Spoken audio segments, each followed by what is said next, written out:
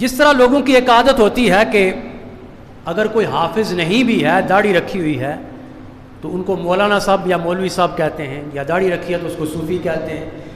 یا کوئی حافظ نہیں ہے تو اس کو حافظ کہتے ہیں۔ تو اعلیٰ حضرت فاضل بریلوی فرماتے ہیں کہ میں تمام علوم سے فارغ ہو گیا، ایک روز میں گزر رہا تھا تو مجھے کسی نے کہا حافظ صاحب، تو مجھے بہت شرمندگی ہوئی کہ میں حافظ نہیں ہوں اور مجھے حافظ کہا ہے۔ کہتے ہیں کہ ان کی بات کو سچ ثابت کرنا چاہیے، تو فرماتے ہیں کہ میں نے یہ تہیہ کر لیا کہ میں نے حفظ کرنا ہے۔ تو حافظے کا یہ عالم تھا کہ کبھی کبھی فرماتے تھے میں حافظ تو نہیں ہوں، لیکن کوئی پکا حافظ اگر کوئی رکوع میرے سامنے پڑھ لے ایک دفعہ میں سن لوں تو پھر مجھے زندگی بھر وہ بھولے گا نہیں، اگلے ہی لمحے مجھ سے وہ سن لے۔ تو آپ نے نیت کی تو 30 دنوں کے اندر 30 سپارے حفظ کر لیے،